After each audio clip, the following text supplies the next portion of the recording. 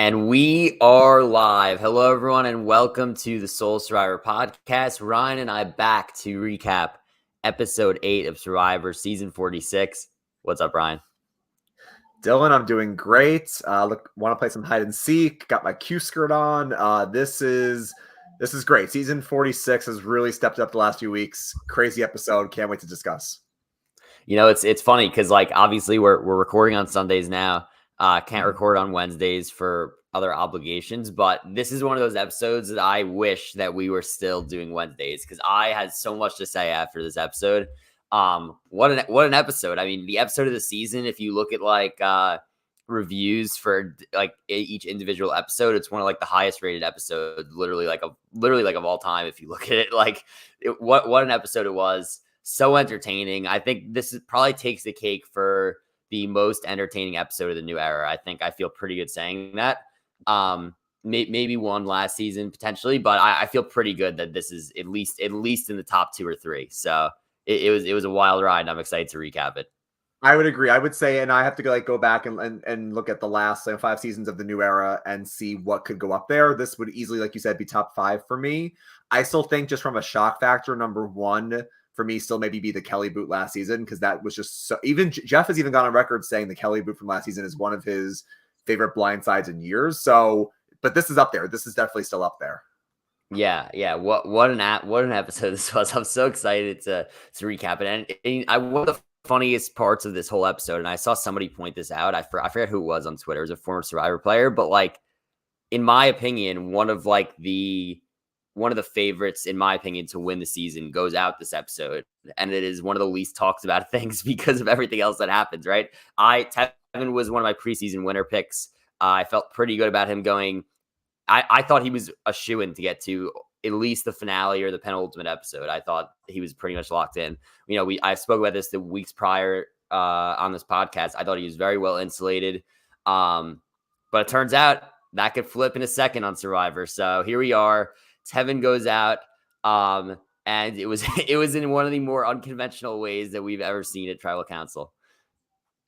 Yeah, no, that's a really good point about last week where we debated and said, was this the right move for Tevin? And I think both of us said probably not the best move from Tevin when you had Charlie right there, you had Venus right there. Not saying that having Soda here this week would have saved him, but I think it would have given him another layer of insulation where maybe Liz would have been pushing hard for Soda.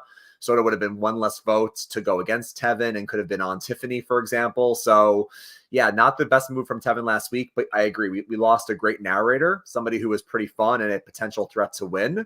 So looking forward to discussing how it all went down because a lot of people were, in the firing line for the episode.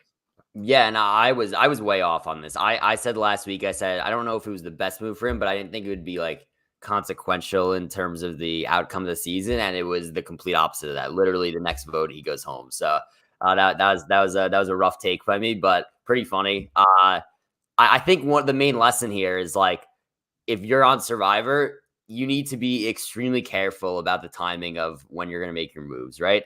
It's was it really worth it to go for Soda there? I mean, clearly not. Right? So I think timing is everything. So it's the perfect lesson. So Tevin goes out here, but we get a all-time episode from an all-time character in Q, who I've been hyping up from the very beginning. I've loved him since episode 1, and now we're here, and people are giving him a Coach times Philip comparisons. So we're talking about an all-time character right now in Q. I'm so excited. To talk about everything that went down here because what an episode from Q. I mean, legendary. 15 confessionals. I mean, he did it all. You just took the words out of my mouth. I was going to say, if you thought Banu had 1 million confessionals before he left, where he had 13 confessionals in an episode before, Q had, you said 15. Q took the cake. This was all Q between the hide and we'll get into all this, like the move at Tribal Council, the hide and seek, the challenge, the negotiation. Everybody's annoying him. Everyone's making mistakes. This was the Q episode. And I was texting with my friend. We were both watching live because I know you have the obligation. And we both were like, is this the Q boot? Because Q is getting a ton of airtime here. And it just turns out Q may not be long for the game, but this was the Hall of Fame episode for Q. I mean, this was crazy. I think that's kind of what I thought. I was like, oh wow, they're like really like trying to get everything out of Q before he goes home. And then, I mean, he ends up surviving in an interesting fashion that I don't know if it was intentional or not. And then that's the big debate here. Like, and let's get right into it. Like, Q, we get to tribal council, and I think it's so crazy because after a whole episode like that, like so much was going through my mind when he sits there and goes, "You guys can vote me out tonight. You guys should write my name down." So much was going through my mind because I was like, usually when players quit in Survivor, if they actually end up quitting, Survivor will intentionally not give them airtime, right?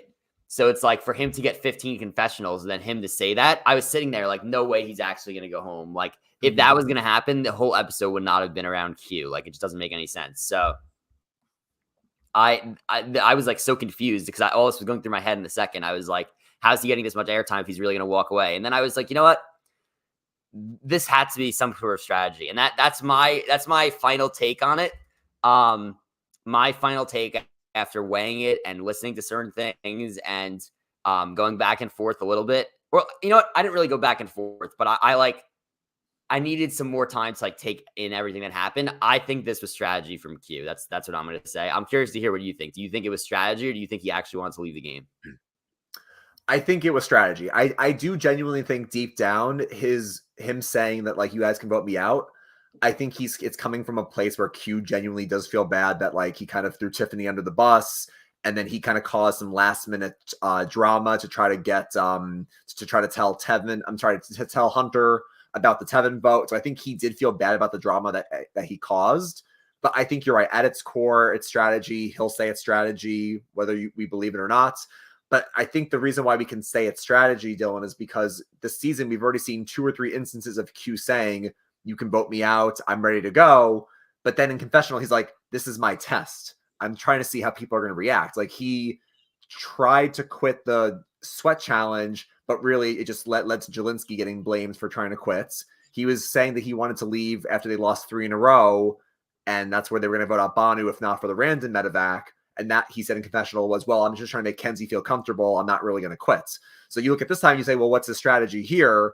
And I saw a couple of theories. I'm curious what your theory is. But the one that I saw that was popular was him saying this almost made him realize, like hide and seek, what people's true intentions are. Because Tevin is saying, let's just get him out. He's causing way too much chaos. He's got to go. And you have people like Tiffany and Kenzie who are like, Q, you can't leave. You got to stay. And maybe Q's like, well, the people that are going to ride for me are going to tell me, no, you got to stay, Q. And people who are not going to stick with me, like Tevin, they're flaky. They got to go. I don't know if that's his strategy. I don't know what you think, but I saw people saying that was his new way of seeing what people were really thinking or doing. I don't know.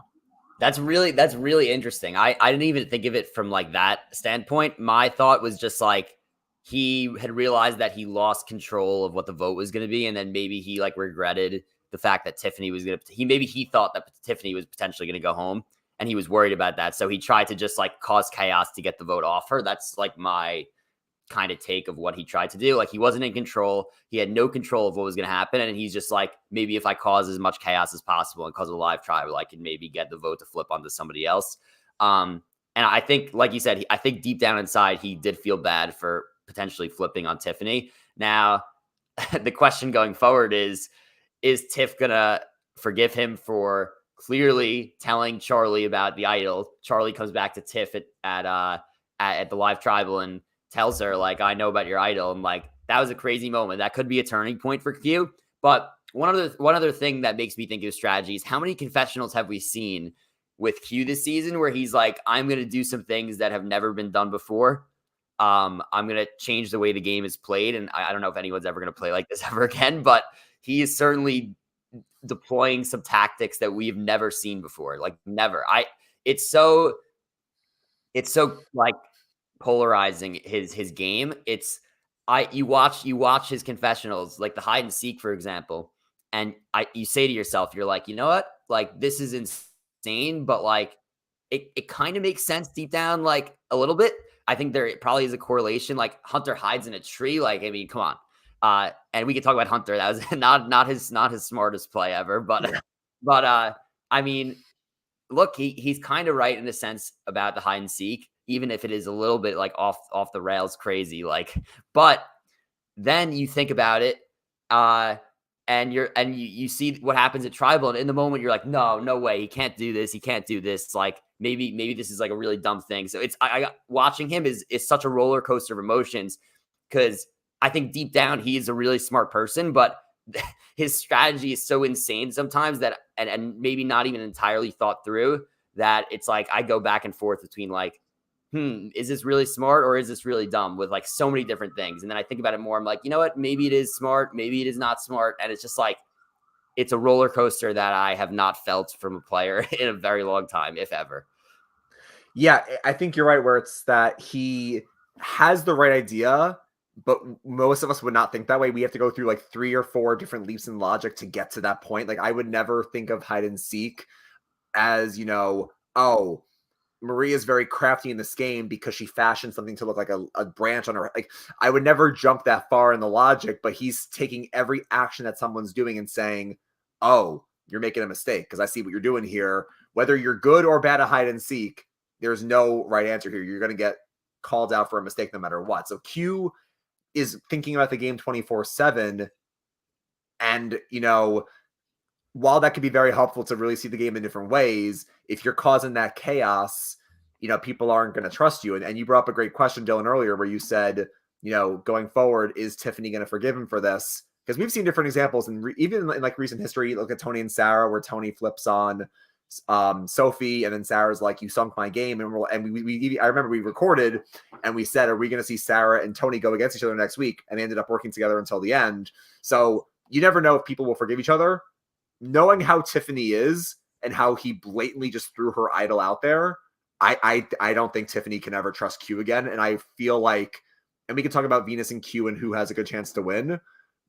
Not saying Q's drawn dead, but I don't know if you're Tiff, Kenzie, Hunter, Liz. What?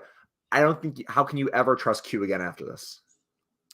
So I agree with you, right? If you're out there playing, it's like, how can you trust Q? But from like the outside looking in, I think that there's several reasons for Hunter and Tiffany to both keep Q in the game for a number of reasons. One, if you're Hunter, you need meat shields, right? You need players who are going to come up as a target before you.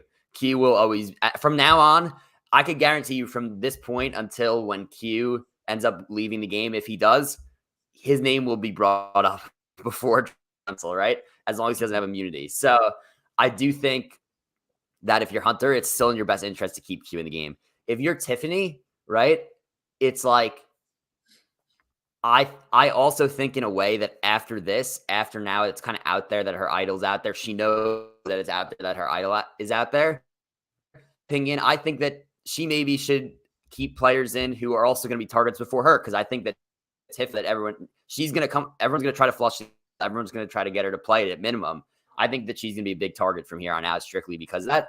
So in my opinion, I think it might be the smart move to just keep Q around, and he's going to be a target every week. So I think it to keep Q in the game. Now, if you're Q, the question is, where do you go from here, right? My take on it, the only thing he could do, right, is he needs to go up to Tiffany. And in order for, they're going to obviously be really mad at him, Tiffany and Kenzie. And what he needs to say is, Tiffany's going to be like, like, how could you do this? You threw out my idol out there. You told Charlie. Q's plan should simply be telling Tiffany, I thought that you were going home, and tonight at Tribal, it was my attempt to save you, because I thought the votes were going on you. I needed to create chaos in the last second to get the votes off you. And that's the way that I think he should frame it to Tiffany. And then maybe he could kind of salvage something. Plus, I think that Charlie is at the end of the day with Q. So if Tiffany and Q could like reconvene, then Charlie is involved. So I don't think it would be like the worst case scenario that he knows about it. But I don't know. Like this alliance of 6 also seems it seems so fractured and dead. It was never even really that. So it's tough to say, right? It is really the great thing about the season, it's so unpredictable. I cannot tell you what is going to happen next episode. So I know a lot of the stuff I said probably is it's also what if, but we'll see.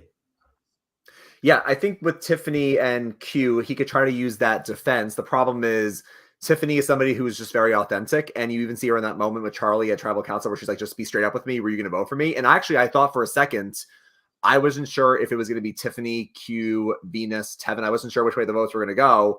I did think for a second Charlie was bluffing her and saying to her, "Don't play it, you're fine." Then Tiff was going to go out there with an idol in her pocket. I got a little nervous about that, but he was straight up with her. Charlie seems to like Tiffany, even though she was gunning for Maria, which that's very interesting, by the way. The fact that she was gunning for his number one, and Charlie could have easily bluffed her there and said, "Don't play your idol," and they could have gotten Tiffany out pretty easily.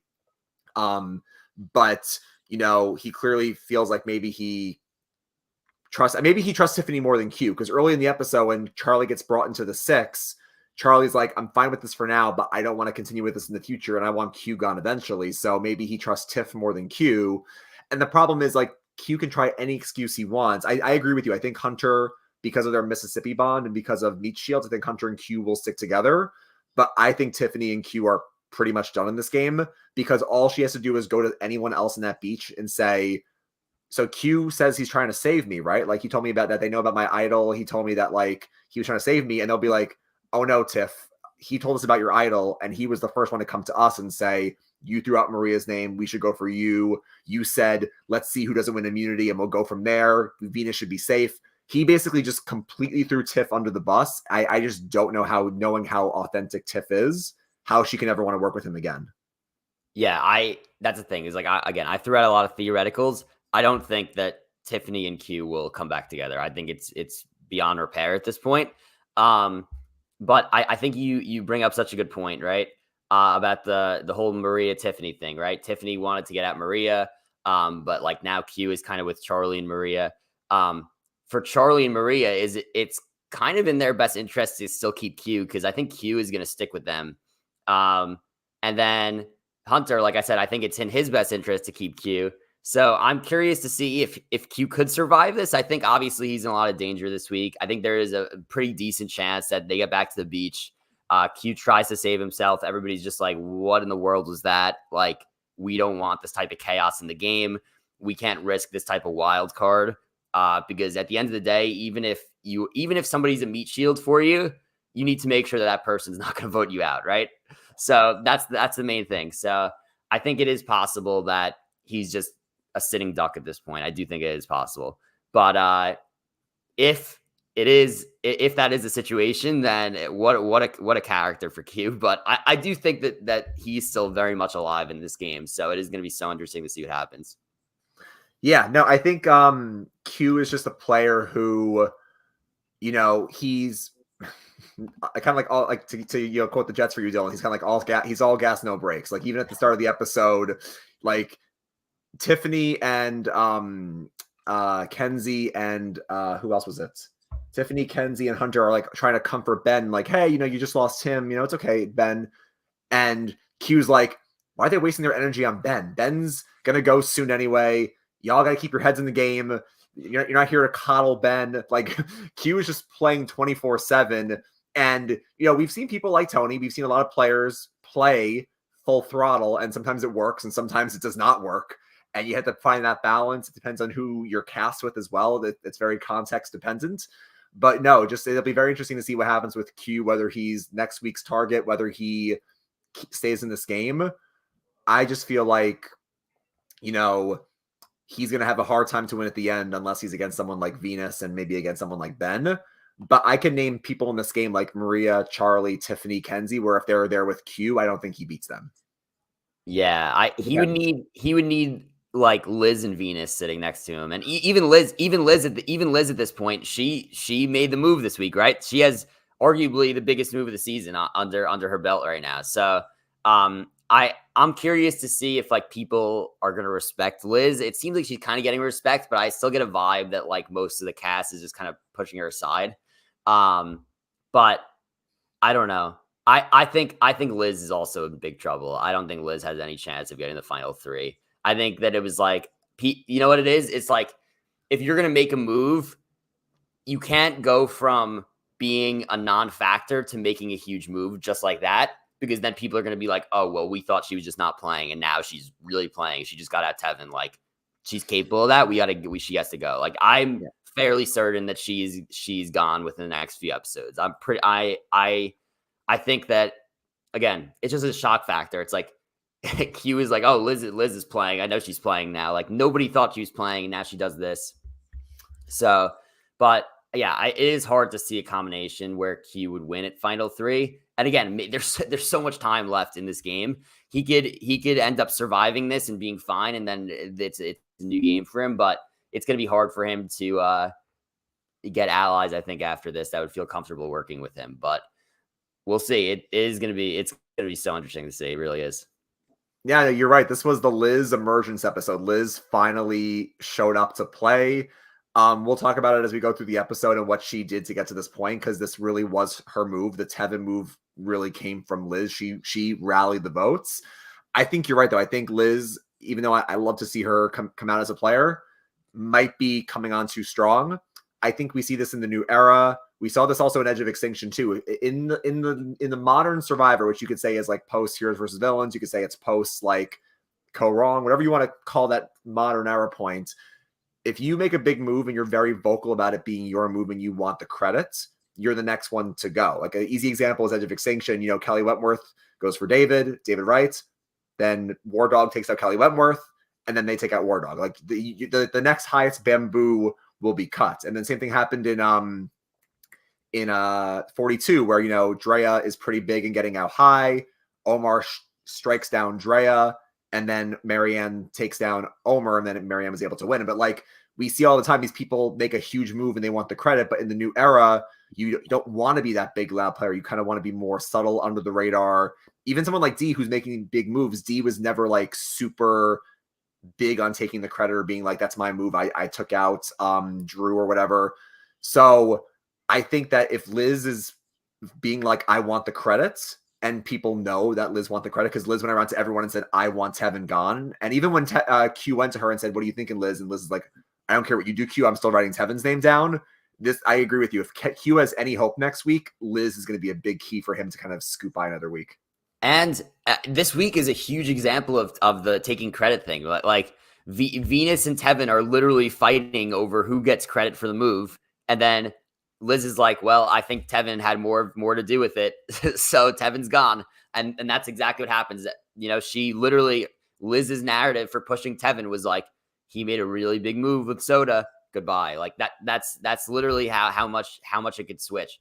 And by the way, I think Tevin, it's so funny. It was almost like Tevin's ego got the best of him this episode, because it was like he did the right thing by letting Venus take the credit, right, for the move. He literally was telling us like, yeah, like Venus thinks this is her move, and like I let her take the credit, and then all of a sudden like he just couldn't help it but to like brag to Liz about how he made the move and not Venus. And then Liz was like, well, I mean, it's time to go now. Like that's how like quickly things could change. And also clearly Tevin misread him and Liz's alliance. I think he misread Liz as a player. Clearly he thought that Liz was just going to be like a simple number for him the entire way and was just going to vote whichever way he said. And she was not down for that. So yeah, I think, and one thing that I think we heard in Exit Press, we heard this from Randon, and I didn't put too much stock in it because we didn't see that tribe go to tribal council. And then I heard it from Soda in her Exit Press last week. And to be honest with you, I had a busy weekend. I didn't get to listen to the Exit Press. I'll do that later today. It's what we didn't see from the episode was that from day one, Liz wanted Soda gone. Liz and Soda did not bond early on. And Liz even says in confessionals, if you're just like an episode watcher and you're not like Dylan and I, like listening to podcasts, listening to Exit Press, Liz says in confessionals, like, Tevin wants credit for this move. It's my move because I wanted Soda gone since day one when they were close. You're right. She votes out Tevin, Dylan, because, you know, Liz says, oh, you're taking the credit here. You got to go. But she wants the credit herself. Now, if she can keep that in her confessionals, that's good. But if she's going to be out there saying this was my move, I'm the architect of the Tevin blind side, biggest move of the season, that's going to catch up to her. And it's funny, Liz, I've seen people come around on Liz, kind of like how Emily last season, people were very down on Emily a few episodes in. And then by the end, people loved Emily. I saw early this season, people were like, Liz is a billionaire. She's talking about money. She's annoying. But lately people have been like, oh, Liz is kind of okay. And now she really makes a big move. We'll see if, like Emily, if Liz eventually, her reputation catches up to her. But Man, that was a crazy episode from Liz. Tevin is just playing in Venus's face, and then he laughs about it to Liz, and Liz is like, "All right, you got to go." And Venus, like, I don't know. Or Venus. Oh my god. I I don't know. Like, it's funny because I want her to I want her to have the arc where she realizes like, oh, I need to be more self aware and like I'm not coming off as a certain way. Um, I don't think that arc. I don't think that arc was ever coming. I think she is getting the like.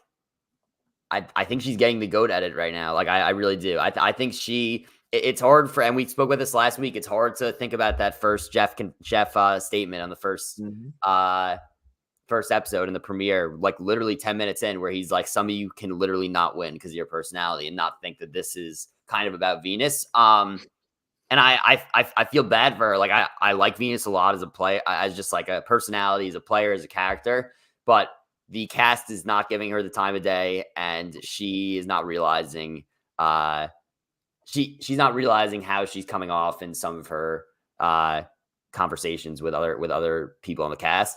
So is that arc coming that she gets redemption? I don't know. I hope it is, but I mean, it is crazy that she finally kind of gets footing by like the person she wants to go ends up going, and then like she can't help herself but to like brag about the move, and then everyone's like, okay. Venus, I don't really have much to say about her this episode, honestly, but Yeah, I can't help but think that she's going to be the Jake of this season. yeah, no, I 100% agree with you. I mean, we've been texting about this. I really think back to that first episode. It really seems like Jeff is talking about her, and the edit's making this about her. And I feel bad because, like you said, I think she's a fun player to watch. She feels maybe in this new era one of the most old school type of people we've seen. And granted, she's very young, but like just like in terms of an old school mentality and gameplay style, she's very like she's not afraid to say something. She's not going to hold her tongue. She's very upfront, and she doesn't have that self-awareness. And I just feel bad because people just do not give her the time of day. She's getting shooed out of conversations. She leaves, and then Hunter's just like, how about we just vote for Venus and make it really easy tonight? Like, no one wants to work with her. Tevin, and I know they're gone now, but Tevin and Soda didn't like her. They're on the jury. Maria doesn't like her. Q doesn't seem to like her. Hunter doesn't seem to like her. So she's really, we keep saying like with Q, it depends on who you're with. I don't know who Venus can be sitting with to win unless she makes one last big move. But it's crazy, Dylan, because she, like you said, is getting that go edit where she's just not really aware.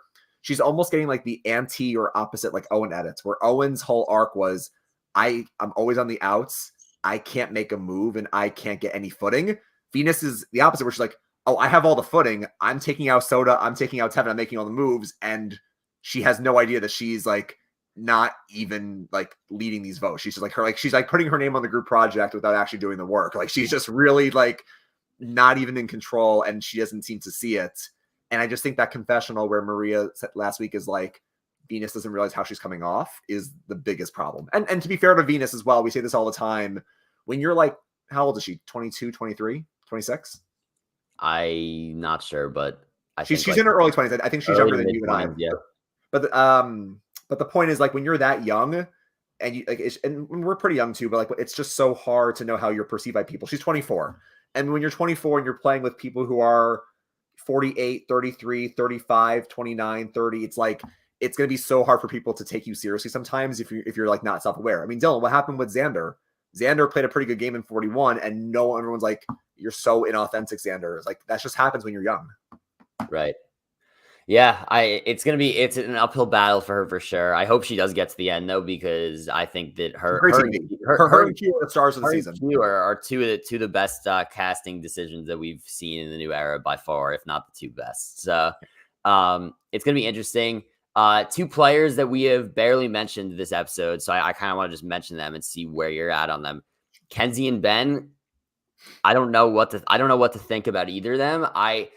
Part of me still thinks Kenzie has a decent chance to win, because I think she has very good social capital. It feels like I feel like everybody likes her. I feel like she is in the know most of the time, but we haven't seen as much of her recently, I feel like. And then Ben, we didn't really get anything from him this episode. And I was pretty high on him, but it just seems like he's kind of just like on his own in terms of like doesn't I can't really point to like an alliance that he has. I can't point to like a strategic really thing that he's done. I think his biggest strategy has been just like being himself. And because he's being himself, people naturally underestimate him and kind of just like keep him there because he's a good guy. And a really likable person. And I think that that's a very viable strategy. And I think it will get him pretty far. He needs a signature move for sure to have a shot. So I'm waiting on that. I think it's possible for sure, but we didn't really get any of them too. So I'm curious what your thoughts are on them going forward. Yeah, so I'll start with Ben because I feel higher about Kenzie's prospects. I think Ben, like you said, is just trying to go for a likable strategy. And I think in the new era, that's actually probably the best thing to do is just to be likable, be yourself, and try to make some type of strategic move in the game. Because even like if you look at every single new era winner, yeah, some are better than others, but they all have one thing that we can point to where it was their thing. Like obviously Gabler took out Ellie, Marianne takes out Omer, Dee takes out Drew. Jam Jam was very likable, and Jam Jam kind of helped take out some of the people later. Erica kind of had a hand in like the Shan vote. So everybody has something they can point to. Ben really hasn't done anything yet. So he has to put his name on something at some point if he wants to win. And I think even though you can be likable and win this game, with this people left, with like Tiffany left, Kenzie, Maria, Charlie, he's not going to beat them. Kenzie's very interesting because I know you and I and your brother have been texting that Maria is a pretty good sneaky under the radar pick. Like Charlie and Maria are probably the two best positioned people in the game where no one's saying their name and they're a duo. I would not sleep on Kenzie. Dylan, we were talking back in the pre-merge how like Banu blew up Kenzie's game. She's the mastermind. Q is like telling people Kenzie's dangerous. Kenzie's name has not come up in the merge once yet. And I'm wondering if, and I wanted to read the edit, but I'm wondering like by Kenzie having only like one confessional tonight where she's like, if they want to go for Tevin or whatever, I'm okay with that because Yanu's not making the decision. I feel like her name was up here and then it's just completely slipped back down because of how good her social game is. And we saw that last week with Ben and the Night Terror. But Kenzie just comes off as so likable. So I would not also sleep on a potential like Kenzie eventually like rising up. So we'll see. Yeah, I'm pretty high on her going forward also. And like you said, Charlie and Maria are positioned great. Oh, well. I was a little bit worried about Charlie in the pre-merge, to be honest. That's completely shifted for me. I feel pretty confident. Like if I were making like odds to win right now, he would maybe be the top. So the number one. This is, and by the way, I think I don't know if this is just this season for me.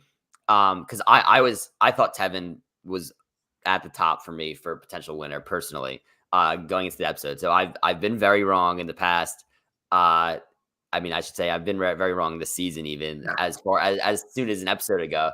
But I feel like in the past, like if you look at this point, when we were up to final 10, final 9 in season 45, we didn't know who was going to win. I think we got a pretty good idea that after the Kelly vote, that it was going to be one of the Reba that was going to win, right?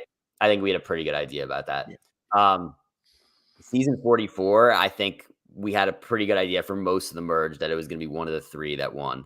I think in 43, that was obviously out of complete left field. That was left field. But at least the last 2 seasons before this, 44 and 45, there's like a very strong power alliance that we kind of had an idea at this point that the winner was kind of going to come from there. I have no clue right now. I think one of the best parts about this season, besides the fact that the characters are so good, is that it's been wildly unpredictable. And because there's no strong, other than Charlie and Maria, there's been not one, and I guess Tiffany and Kenzie, there's not been one consistently strong alliance that I could point to. Hunter's kind of on his own at this point, especially after the Tevin vote out now. Ben, don't really feel like he has anyone. Charlie, and then Charlie, Maria, and Kenzie and Tiffany are just 2s. Like they don't have like big like groups. Yeah. There's this 6 that keeps getting brought up is not even a thing. So it's like I think it's just so wide open right now. It really is. And that's going to make for some potentially really, really good TV going forward. Yeah, this is a really fun final 9. Obviously, Tevin was great too, coming in 10th place, but the final 9 is pretty fun. Going back to your statement about like who has the best odds to win if we were the odds makers, I feel like in no particular order, I need to think about it more, but I think Charlie, Maria, Hunter, and Kenzie would be 4 people that I would say have the best odds. I still like Tiffany, but I really think Q did a big number to her game this week, which is unfortunate because I really like her. She can still bounce back from it, hopefully, but now that her name's on the map with an idol, that's going to be tough for her. I think Kenzie, like we just talked about, has a pretty fair shot. Hunter being an immunity threat, I mean, people still have not mentioned his name yet. He can win all these challenges and he has an idol. That's really scary for Hunter. And Hunter is just that prototypical survivor type of good player. And Charlie and Maria are in a great spot. I think those four have the best odds to win right now, maybe followed behind by Tiffany. And then I think at the bottom, like we talked about, I think Liz, Venus, Q, Liz, Ben are people that I just think have a really, really tough shot at this point. So let's talk about Hunter real quickly. I feel pretty good about him as well going forward because, like I said, and we discussed this as long as 2-3 podcasts ago, I said the longer that you let Hunter slip in this game, the more dangerous he becomes. And I think that the whole immunity threat thing is largely overblown, especially in the new era. This season it is not overblown. He is as elite of a challenge threat as we have seen. And I think that, I believe it was Stephen Fishback that made an argument this week that Hunter was literally put on the most ideal season for a challenge threat to potentially win the game. And the reason why is because there's so many different targets out there, right? You have Q, you have now Tiffany, who's going to be a major target. You have Liz right now, who's going to be a major target, I think, next week as well. And it's like the longer he skates by, the longer other targets go at first. And then all of a sudden, wait, Hunter loses an immunity challenge. Let's blindside him. Oh, wait, he has an idol that nobody knows about. Nobody knows about the idol, right? Nope. Right. And I think that could be potentially a key. We've seen in the new era, everyone's been so rushing to tell other people about the idol. He hasn't told anybody. I think if they try to blindside him, obviously, and he loses a challenge, let's say at final 8, and they try to blindside him, he could choose. He's going to end up choosing who goes home. So he's very powerful right now. I think the best move for him is just to keep trying to win. I think it's very possible that he gets like 5 immunity wins and then just use the idol when he doesn't win, and then at least get to fire, right? So I think that he does have a decent chance. Now, my main concern for him is that if there are challenges that he does slip up on, then like multiple challenges, then let's say for example that this week or next week, so final 9 or final 8, that he has to use the idol. He's currently like alliance-less right now. He doesn't have anybody. So that's my main concern with him, especially with Tevin going out. But I think that it is interesting to think about the whole thing with Hunter. It really is. Well, it's interesting. I mean, he loses his number 1 ally, but you can make the argument that like you lose a number 1 ally, especially like when there's other threats on the table, you go back under the radar really easily. Now this is not a 1-for-1, but think about San Juan del Sur. Natalie gets blindsided, Jeremy gets blindsided, and Natalie's on her own. You're like, oh, well, Natalie could be in trouble. And she's able to slip back under the radar. There's big threats on the board, like John, like Reed, Alec. There's big threats on the board. Natalie's able to slip under the radar and then make her endgame run to win. So I could see this for Hunter, where it's like, yeah, he wins challenges and he may be scary, but he can just go to people and say, I just lost my number 1 in Tevin. I'm all alone in this game. And to your point, Dylan, with that Steven said, on a season where you have other big threats like Q, Liz's name is coming up, Tiffany's name is now on the table. People see, like Tiff said Maria's name, people might come for Maria eventually, but like people are not actively targeting Hunter. And the one chance they had to really go for Hunter was at the split tribal last week, where, Tim goes out, and that was a spot where you could have been like, okay, Hunter's all alone here. Let's make him at least flush his idol. They didn't even make him flush his idol, and he kind of held it. So Hunter could be in a really good spot now, honestly. And that's why I said Charlie, Maria, Hunter, and Kenzie probably have the best odds right now. Yeah. I think Hunter's up there as well for me. And by the way, let's talk about the immunity challenge, right?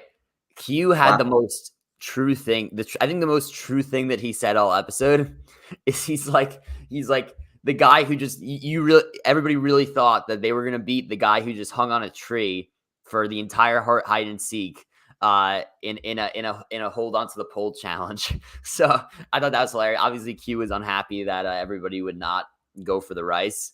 I understand people wanting to compete. If I was there, there's no way I'm ever stepping off for rice just because like I want to play the challenges. But so that's understandable, but it is hilarious. Like there was a 0% chance that Hunter was going to lose this. There really was no chance. Like this was his challenge. I'm curious. Like I'm trying to think of like certain challenges that he would struggle in, and I cannot think of one. Like maybe I think it would have to be like a type of balance or endurance challenge, not involving hanging on a pole, but like one of the ones where maybe you have to like hold your own weight up. Like maybe he struggles there. Like the one that he lost was the one where they had to just balance as long as possible, right? That's like an equalizer. I think I could see him if they do last gasp again. I could see him succeeding there. I could see him succeeding in like I know this would be final four, but I could see him succeeding in some motion type thing. Like he's so good at everything that it's hard for me to see him losing. It really is.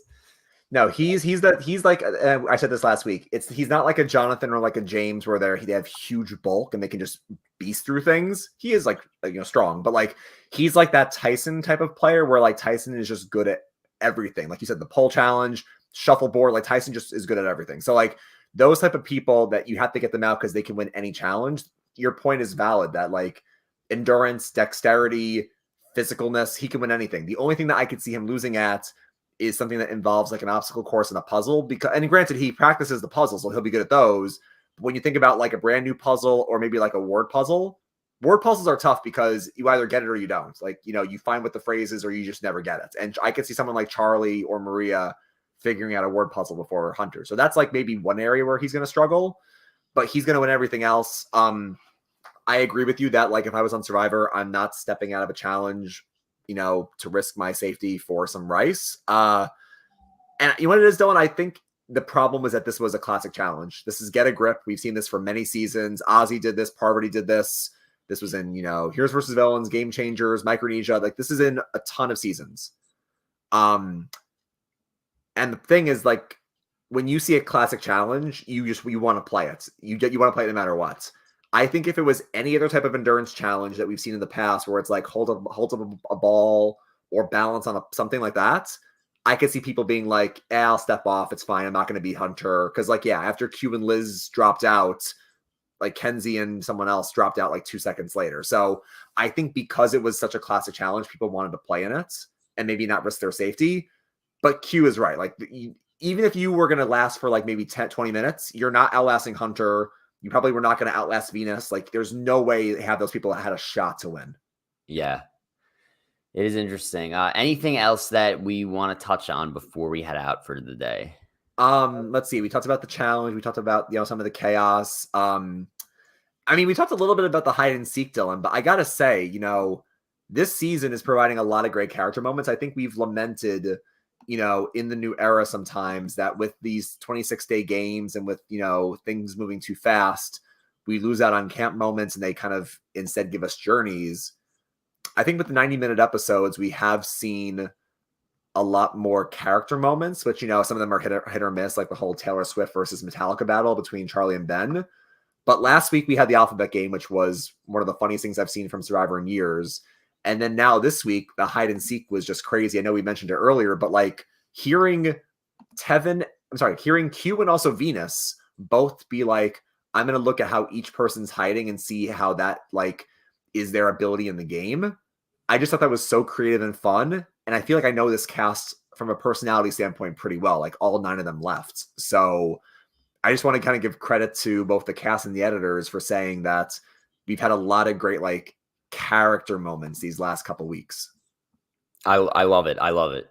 Keep it coming. I love the hide and seek as well. If we want to finish where we started, we have a question here from Green Bay Packers fan 14 who wants to know, just joined a few minutes ago, so maybe this was discussed. What's your take on Q telling everyone to vote for him? I think, my final take on this as we close out this podcast is I do think it was a legitimate strategy move. I think you brought up a great point, right? Like it is possible that he wanted to know where the social lines were in this game, and like you said, it displayed it perfectly. It was like Kenzie and Tiffany were like begging him to stay, and then there was like Tevin who was like, "I'll just send him home," right? So that could be one scenario. My take on it, I don't think that was the reason why he did it, even though I'm curious to see what he says. I think the reason why he did it is that he realized he felt guilty about that Tiffany was potentially going to go home and he couldn't do anything to save it at that point. So I think his move was just to create chaos and potentially try to get into control one more time. And if there was a live tribal, maybe he could throw something together if everybody started getting up and talking to each other. That's my take. I think it was just an attempt to gain control at the last second, but we'll see. What's your take, Ryan? Yeah, I think, well, you're right. He wants control. Q says at the start of the episode, because of his football background, him as a current real estate mogul who's very successful, he has to be in control. He has to be in the driver's seat. He can't be the passenger. He has to have that agency in the game. And whether him standing up at tribal council saying, you can all vote for me, and he ends up not getting a single vote, that was him trying to get back control. Whether that led to his elimination or not, he kind of wants the decision to come down to him. He ends up voting for Tevin, which is probably what he wanted, because he still could have written down Tiffany or Venus's name. But I think to answer Green Bay's question again, it's like he was trying to figure out, how can I regain control? How can I see who's with me? Me trying to quit or me trying to say, vote me out 3 different times this season have all been with some ulterior motive. And I guarantee you, if and when Q gets his exit press, he will be asked about this. And whether we believe him or not, kind of like you said, Coach and Philip and stuff, we're going to ask him, well, not we, but people will ask him and say, what was your whole thought process here? And he's going to say, I wanted to see who was with me. I wanted to kind of take the control back there. Things got crazy at camp. And Kevin was saying to vote for me. Tiffany was, until she heard that I threw out her idol, Tiffany was fighting for me to stay. That's why I wanted Tevin to go. And Liz wasn't changing her mind. So I really do feel like that's probably why he stood up and said it. I cannot wait for that first Q confessional next episode. That is one of the more anticipated confessionals that will be coming right after a tribal council. So I'm excited. Yeah. No, what's gonna happen is, and it's obviously not actually telling me, you might be getting a classic Rupert, like, who voted for me. I mean, we're gonna get like a huge screaming match when we get back to camp between Tiffany and Q for sure. It was even, not to spoil for people, but it was even in the preview, like they're arguing the minute they get back to camp, obviously. So I can't wait for that. I guess my question to you, Dylan, before we head out is, so next week, is Q, you think, the biggest name on the board? Is Q going to be the main target? Or do you think, with Liz now wanting this credit, Liz is going to actually get herself to the top of the hit list? What do you think? I'm going to say Liz and then Q. That's what I think. I think Liz is number 1 to go, and I think Q is second up, because I think, like I said, I think Q, at the end of the day, let's just take out that blow up at tribal council. I think Q has played a pretty good social game, it appears. Like, I think Tiffany and Kenzie, I mean, even though they've had some question marks about him before this episode, they are with him at the end of the day. And it seems like a lot of other people like him. Charlie was like, maybe I need to get him out. But then Charlie was like, I kind of want to keep him around and like get on his good side. So part of me feels like Q's played a solid social game outside of like what happened at tribal. So if he could potentially like rekindle some of that stuff, I think he'll be okay. But I'd probably say, and I feel like Liz, going from like being like people didn't even notice she was there, to making a big move like this, that's going to just raise her threat level a ton. So I'm going to say Liz and then Q are the 2 most likely votes, or 2 most in danger, I should say.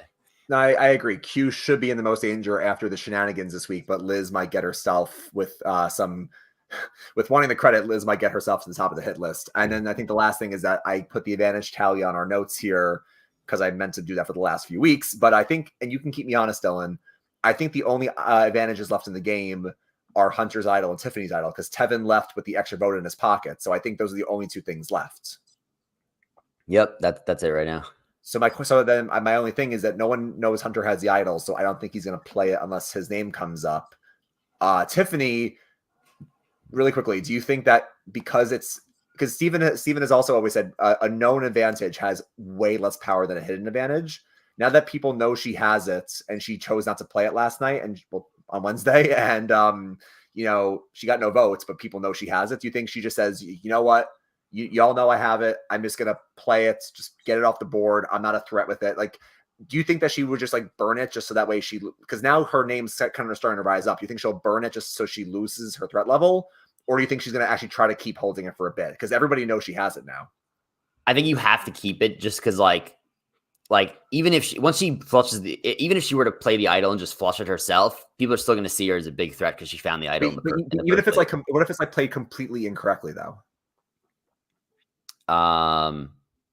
Like if she purposely just plays it, even though if she plays it next week and it's like 8 votes for Liz, 1 vote for Q. Like, do you think people are going to be like, oh, you found an idol, or they're like, Tiffany just burned it? So, in my opinion, if I were out there, I would still see her as a threat just for finding the idol. Okay. So I don't think it would change anything for me. I think at this point, like, if she should just save it for when she actually needs it, and if she gets to the end of the game, then it's just she'd be like, I either played this correctly if she does it, or she could be like, everyone knew I had the idol and it didn't matter. Like, I don't know. I would hold it. I would hold it as security still. So yeah. All right. I guess we'll see what happens. Yep. And I think that's all we got for today. We will be back next weekend with another podcast. So excited to see the episode this week. Yeah. Next week, episode 9, season 45 has gotten better and better. Can't wait for it. Yep. Grab your torches and head back to camp. Good night.